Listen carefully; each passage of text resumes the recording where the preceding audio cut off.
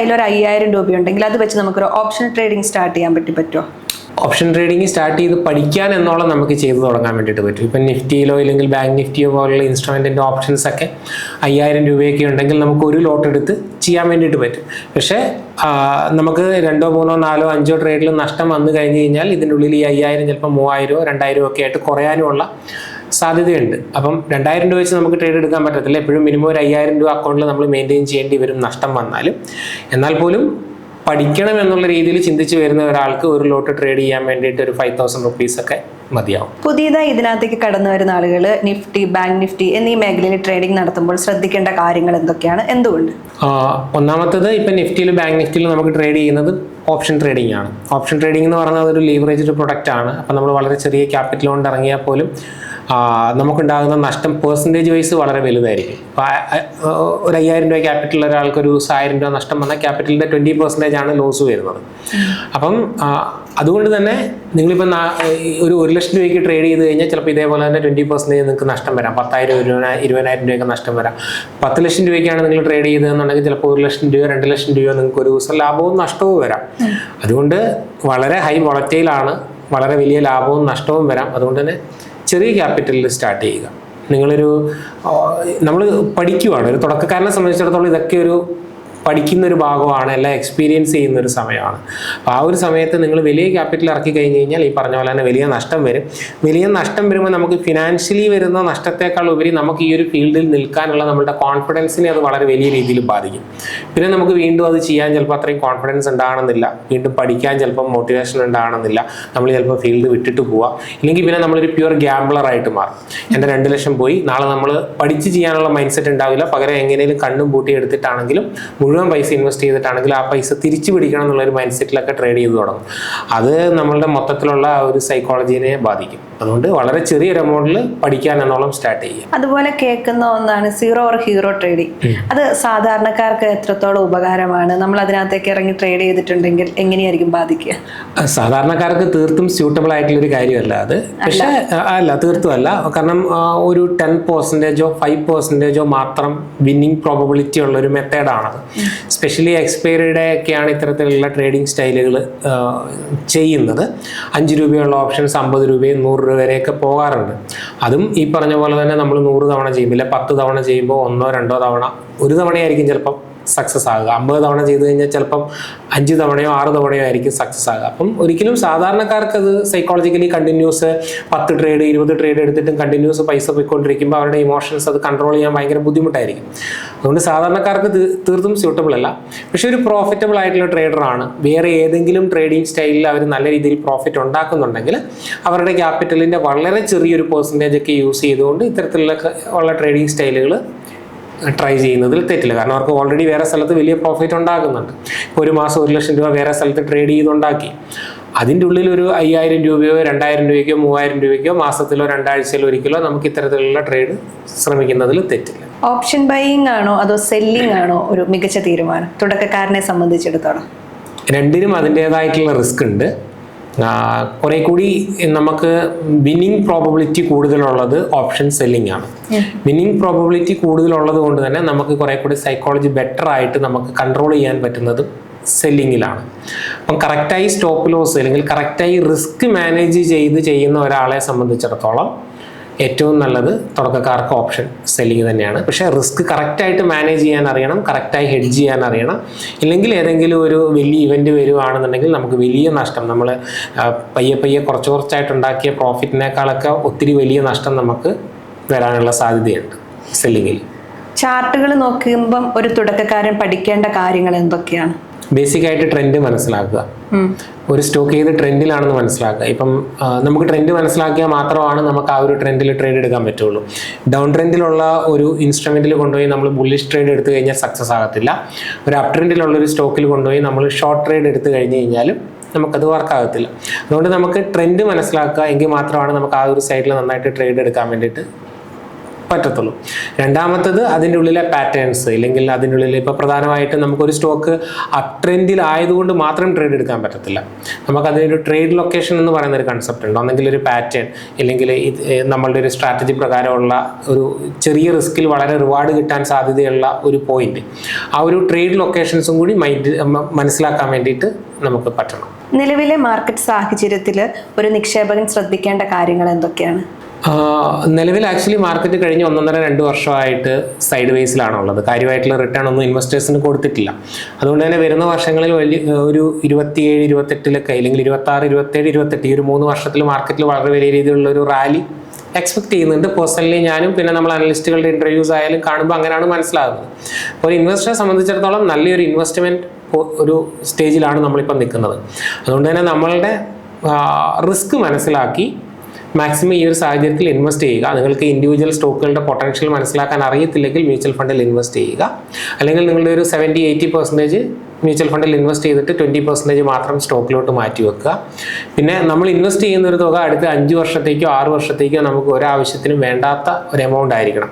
കാരണം നമ്മൾ വിചാരിക്കുന്ന പോലെ ഒരിക്കലും മാർക്കറ്റ് റിയാക്ട് ചെയ്യണമെന്നില്ല. ചിലപ്പോൾ കൂടുതൽ സമയം എടുത്തേക്കാം പെർഫോം ചെയ്യാൻ. അപ്പോൾ അടുത്ത 2 വർഷം കഴിയുമ്പോൾ നമുക്ക് വേണ്ട ഒരു എമൗണ്ട് ആണെങ്കിൽ ഒരിക്കലും കൊണ്ടുപോയി ഇടരുത്. ഒരു 5 വർഷത്തോളം നമുക്ക് ഫ്രീ ആയിട്ട് വെക്കാൻ പറ്റുന്ന ഒരു എമൗണ്ട് ഉണ്ടെങ്കിൽ മാക്സിമം ഈ ഒരു സിറ്റുവേഷനിൽ ഇക്വിറ്റിയിൽ ഇൻവെസ്റ്റ് ചെയ്യുന്നത് തന്നെയാണ് നല്ല ഡിസിഷൻ. സാറിൻ്റെ കാൽക്കുലേഷനിൽ IT അല്ലെങ്കിൽ ബാങ്കിങ് സെക്ടർ വരും മാസങ്ങളിൽ എങ്ങനെ പെർഫോം ചെയ്യുമെന്നാണ് വിലയിരുത്തുന്നത്? ബാങ്കിങ് സെക്ടർ ബുള്ളിഷ് ആയിരിക്കും, വരുന്ന മാസങ്ങളിലും ബുള്ളിഷ് ആയിരിക്കും. ചാർട്ടുകൾ പരിശോധിക്കുമ്പോൾ നമുക്കതാണ് മനസ്സിലാകുന്നത്. IT സെക്ടർ നമ്മളൊരു 2 ആഴ്ച തന്നെ നോക്കിയാൽ 10-15% അടുത്ത് കറക്റ്റ് ചെയ്തിട്ടുണ്ട്. കഴിഞ്ഞ ഒരു വർഷത്തിൽ നോക്കിയാൽ ഏകദേശം 40% അടുത്ത് കറക്റ്റ് ചെയ്തിട്ടുണ്ട്. അപ്പോൾ വലിയൊരു കറക്ഷൻ നടന്നു. വലിയൊരു ഇൻവെസ്റ്റ്മെൻറ്റ് ഓപ്പർച്യൂണിറ്റി ആണ് നിലവിൽ IT സെക്ടറിലുള്ളത് എന്നാണ് മനസ്സിലാക്കാൻ പറ്റുന്നത്.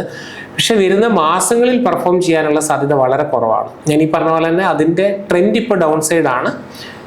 IT സെക്ടർ വീക്കാണ്. IT സെക്ടറിൻ്റെ കാര്യത്തിൽ ഒത്തിരി ഡൗട്ട്സ് ഇപ്പോഴും ഉണ്ട്. ഈ AI വരുന്നതോടുകൂടി ആ ഒരു സെക്ടറിനെ എങ്ങനെ ബാധിക്കും എന്നൊക്കെയുള്ളത്. അപ്പം അതിനൊക്കെ ഒരു ക്ലിയർ ആയിട്ടുള്ള പിക്ചർ കിട്ടി ഇതൊക്കെ തിരിച്ച് കയറി വരാൻ ഇനി ഒത്തിരി വർഷങ്ങൾ എടുത്തേക്കാം. അപ്പോൾ വരുന്ന മാസങ്ങളിൽ IT വീക്കും ബാങ്കിങ് സെക്ടർ പോസിറ്റീവ് ആയിരിക്കും. സ്റ്റോപ്പ് ലോസ് എവിടെയായിരിക്കണമെന്ന് തീരുമാനിക്കേണ്ട ഒരു ട്രേഡിംഗ് ചെയ്യുന്ന ഒരാളുടെ ഒരു മാനസിക കാര്യവും കൂടിയാണല്ലോ. അപ്പം ഒരു ട്രേഡിംഗ് നടത്തി കഴിയുമ്പം എനിക്ക് ഇത്ര രൂപ നഷ്ടത്തിലെത്തിയാൽ ഞാനത് നിർത്താമെന്ന് തീരുമാനിക്കണമല്ലോ. അതിനെ എങ്ങനെയാണ് ഒരാൾ ഒരു ലൈൻ വരയ്ക്കുക? അതിന് ഏറ്റവും സിമ്പിളായിട്ട് നമുക്ക് ഫോളോ ചെയ്യാൻ പറ്റുന്നത് മൂവിങ് ആവറേജസ് ആണ്. അപ്പം ബേസിക്കായിട്ട് നമ്മൾ പറയുന്നത് 20 moving average, 50 moving average, 200 moving average, ഇങ്ങനെ 3 മൂവിങ് ആവറേജ് ആണ് പ്രധാനമായിട്ടും നമ്മൾ കൺസിഡർ ചെയ്യുന്നത്. ഇപ്പോൾ ഒരു അൾട്രാ ഷോർട്ട് ടൈം ട്രേഡ് ചെയ്യുന്നത്, അതായത് ഇന്ന് ട്രേഡ് എടുത്ത് ഒരു 2 ആഴ്ചക്കുള്ളിൽ വിറ്റുമാറാൻ ഉദ്ദേശിക്കുന്ന അത്രയും വളരെ ഷോർട്ട് പീരീഡിൽ ട്രേഡ് ചെയ്യുന്ന ഒരാൾക്ക് 20 മൂവിങ് ആവറേജ് സ്റ്റോപ്പ് ലോസ് ആയിട്ട് കീപ്പ് ചെയ്യാം. അതിൻ്റെ താഴെ വരുവാണെങ്കിൽ വിറ്റുമാറാം. ഇനി അങ്ങനല്ല, ഞാൻ സ്റ്റോക്ക് മേടിക്കുന്നത് നമ്മളൊരു 2-3 മാസം അല്ലെങ്കിൽ 3-4 മാസം അതിനെ റൈഡ് ചെയ്യണം, അല്ലെങ്കിൽ അത്രയും നാൾ ഹോൾഡ് ചെയ്യണം എന്നുള്ള രീതിയിൽ ചിന്തിക്കുന്ന ഒരാൾക്ക് 50 മൂവിങ് ആവറേജ് ഒരു സ്റ്റോപ്പ് ലോസ് ആയിട്ട് കീപ്പ് ചെയ്യാം. ഇനി അങ്ങനെയല്ല, ഇൻവെസ്റ്റ് ചെയ്യുന്ന ഒരാളാണ്, അടുത്ത 1 വർഷത്തേക്കോ 2 വർഷത്തേക്കോ ഇൻവെസ്റ്റ് ചെയ്യുന്ന ഒരാൾക്ക് 200 മൂവിങ് ആവറേജ് ഒരു സ്റ്റോപ്പ് ലോസ് ആയിട്ട് മെയിൻറ്റെയിൻ ചെയ്യാം. 200 മൂവിങ് ആവറേജ്, അതായത് അതിൻ്റെ കഴിഞ്ഞ 200 ദിവസത്തെ ആവറേജ് പ്രൈസിൻ്റെയും താഴോട്ട് അത് പോവുകയാണെന്നുണ്ടെങ്കിൽ അതിൻ്റെ അർത്ഥം അതിൻ്റെ ട്രെൻഡ് വീക്കായി എന്നുള്ളതാണ്. അപ്പോൾ ഒരു ഇൻവെസ്റ്റ്മെൻറ്റിന് മേടിച്ചതാണെങ്കിൽ കൂടി നമുക്ക് 200 മൂവിങ് ആവറേജിന് താഴെ വരുമ്പോൾ സ്റ്റോപ്പ് ലോസ് ആയിട്ട് കൺസിഡർ ചെയ്ത് വിറ്റുമാറാം. സാർ ഇപ്പം ട്രേഡിംഗ് നടത്തുമ്പോൾ ശ്രദ്ധിക്കുന്ന ഇൻഡിക്കേറ്ററുകൾ എന്തൊക്കെയാണ്? EMA തന്നെയാണ് പ്രധാനമായിട്ട്. ഞാൻ പ്രൈസ് ആക്ഷനും വോളിയവും മൂവിങ് ആവറേജുമാണ് ഞാൻ EMA എന്ന് വെച്ച് കഴിഞ്ഞാൽ എക്സ്പോണൻഷ്യൽ മൂവിങ് ആവറേജ്. ഇത് 3 തന്നെയാണ് ഞാൻ നോക്കുന്നത്. പ്രധാനമായിട്ടും ഞാൻ ചാർട്ടിൽ റിപ്പീറ്റഡ് ആയിട്ട് വരുന്ന പാറ്റേണിലാണ് കൂടുതൽ ഫോക്കസ് ചെയ്യുന്നത്. മൂവിങ് ആവറേജ് ഞാൻ ഈ പറഞ്ഞ പോലെ തന്നെ സ്റ്റോപ്പ് ലോസ് വെക്കാൻ വേണ്ടിയിട്ടും പിന്നെ അതേപോലെ തന്നെ ആ ഒരു സ്റ്റോക്കിൻ്റെ ട്രെൻഡ് മനസ്സിലാക്കാൻ വേണ്ടിയിട്ടും ഒക്കെയാണ് മൂവിങ് ആവറേജ് യൂസ് ചെയ്യുന്നത്. നമ്മളിപ്പോൾ ഒരു ഓഹരി വാങ്ങി ഒരു സ്റ്റോക്ക് വാങ്ങിക്കഴിയുമ്പോൾ അതിൻ്റെ വില ഇടിയുകയാണെങ്കിൽ നമ്മളത് അപ്പോൾ തന്നെ വിറ്റ് ഒഴിവാക്കണോ, അതോ വില കൂടാൻ വേണ്ടി നമ്മൾ കുറച്ച് കാലം അത് കയ്യിൽ സൂക്ഷിച്ചു വെക്കുകയാണോ വേണ്ടത്? എന്തുകൊണ്ട് മേടിച്ചു എന്നുള്ളതാണ്. അപ്പം നമ്മൾ അതിനുള്ള ഉത്തരം നമുക്കുണ്ടായിരിക്കണം. അതെ, എന്തുകൊണ്ട് മേടിച്ചു എന്നുള്ളതാണ്. നമുക്കിപ്പോൾ ഒരു എക്സാമ്പിൾ പറയുന്നത്, നമ്മളിപ്പോൾ ഒരു ബസ്സിൽ കയറുമ്പോൾ എവിടെ ഇറങ്ങണം എന്നറിയാമെങ്കിൽ മാത്രമേ നമുക്ക് കറക്റ്റായിട്ട് ആ ഒരു ജേണി ചെയ്യാൻ വേണ്ടി പറ്റത്തുള്ളൂ. ഇല്ലെങ്കിൽ നമുക്കൊരു എക്സിറ്റ് പോയിന്റ് എപ്പോഴും ഉണ്ടാകണം. എന്തുകൊണ്ട് മേടിച്ചു, ആ റൂള് നമ്മളുടെ എപ്പോൾ തെറ്റും എന്നുള്ളതിനെ കുറിച്ചൊരു ധാരണ വേണം. ഇപ്പം നമ്മൾ ഷോർട്ട് ടൈമിന് മേടിച്ചതാണ് എന്നുണ്ടെങ്കിൽ തീർച്ചയായിട്ടും നമ്മളുടെ ഈ പറഞ്ഞ സ്റ്റോപ്പ് ലോസ് നേരത്തെ ഡിസ്കസ് ചെയ്ത 20 മൂവിങ് ആവറേജ്, 50 മൂവിങ് ആവറേജ് ആണെങ്കിൽ 200, ഇതിലേതാണോ നിങ്ങൾ യൂസ് ചെയ്യുന്നത് അതിൻ്റെ താഴെ വരുമ്പോൾ വിറ്റുമാറുക. അത് നമുക്ക് എത്ര നഷ്ടമാണെങ്കിലും എന്ത് സിറ്റുവേഷനിലാണെങ്കിലും വിറ്റുമാറുക. ഇനി നമ്മളൊരു ഫണ്ടമെന്റലി മേടിച്ചതാണ്, മീൻസ് ഒരു ലോങ് ടൈമിന് മേടിച്ചതാണ്, ഫണ്ടമെന്റൽ അനാലിസിസിനെ തുടർന്ന് നമ്മൾ മേടിച്ചതാണ് എന്നുണ്ടെങ്കിൽ അതിൻ്റെ ഫണ്ടമെന്റലി ചേഞ്ചസ് വരുമ്പോൾ നമ്മൾ വിറ്റുമാറുക. ഇല്ലെങ്കിൽ നമുക്കൊരു എക്സ്പെക്ടേഷൻ ഉണ്ടാവില്ല അടുത്ത വർഷം ഈ കമ്പനി ഇങ്ങനെ പെർഫോം ചെയ്യും, അല്ലെങ്കിൽ അടുത്ത 6 മാസം കഴിയുമ്പോൾ ഇങ്ങനെ അതിൻ്റെ നിലവിലുള്ള ഓർഡർ ബുക്കും അവരുടെ പെർഫോമൻസും വെച്ചിട്ട് അവരിങ്ങനെ പെർഫോം ചെയ്യുന്നുള്ളത്. അപ്പോൾ അതിലെന്തെങ്കിലും തരത്തിലുള്ള മാറ്റങ്ങൾ വരുവാണ്, നമ്മളുടെ അനാലിസിസിന് വിപരീതമായിട്ട് സംഭവിക്കുകയാണെങ്കിൽ ആ ഒരു പോയിന്റിൽ അത് വിറ്റുമാറാൻ വേണ്ടിയിട്ട് ശ്രമിക്കുക. നല്ല ലാഭം തരുന്ന ഓഹരികൾ നമുക്ക് സ്വയം കണ്ടെത്താൻ വേണ്ടിയിട്ട് സാധിക്കുമോ? തീർച്ചയായിട്ടും നമുക്ക് പറ്റും. അത് ഈ നല്ല ലാഭം എന്ന് പറയുന്നത് ഏത് പെർസ്പെക്റ്റീവിലാണെന്നുള്ളതും കൂടിയുണ്ട്. ഇപ്പോൾ എന്നെ സംബന്ധിച്ചിടത്തോളം ഞാൻ സ്വിംഗ് ട്രേഡ് ചെയ്യുമ്പോൾ ഒരു 5% സ്റ്റോപ്പ് ലോസ് വെക്കുന്ന ഒരാളാണ്, അല്ലെങ്കിൽ ഒരു 7% സ്റ്റോപ്പ് ലോസ് വെക്കുന്ന ഒരാളാണ്. എനിക്കൊരു 70% ഒരു സ്റ്റോക്കിൽ കിട്ടിക്കഴിഞ്ഞാൽ അത് വളരെ വലിയ ലാഭമാണ്. ഞാൻ എടുത്ത റിസ്കിൻ്റെ 10 ഇരട്ടിയാണ് എനിക്ക് തരുന്നത്. അപ്പോൾ 70% മൂവ് ചെയ്യാൻ സാധ്യതയുള്ള സ്റ്റോക്കുകളൊക്കെ പലപ്പോഴും നമുക്ക് കിട്ടാറുമുണ്ട്. നമ്മൾ വളരെ റെഗുലറായിട്ട് കിട്ടാറില്ല, എന്നാലും നമുക്ക് കിട്ടാറുണ്ട്, നമ്മൾ ട്രേഡ് എടുക്കാറുണ്ട്. അതേപോലെ തന്നെ ഇൻവെസ്റ്റ്മെൻറ്റിൻ്റെ കാര്യത്തിലോട്ട് വരുമ്പോഴും നമ്മൾ ഈ പറഞ്ഞ കൊച്ചിൻ ഷിപ്പ് യാർഡിലൊക്കെ ആദ്യമേ അതിൻ്റെ പൊട്ടൻഷ്യൽ മനസ്സിലാക്കി ഇൻവെസ്റ്റ് ചെയ്ത് വളരെ വലിയ റിട്ടേൺ എടുത്തവരുണ്ട്. റെയിൽവേ സെക്ടറിലും ഇതേപോലെ തന്നെ വളരെ വലിയ റിട്ടേൺ എടുത്തവരുണ്ട്. അപ്പം നമുക്ക് മനസ്സിലാക്കാൻ പറ്റും, തീർച്ചയായിട്ടും നമുക്ക് മനസ്സിലാക്കാൻ പറ്റും.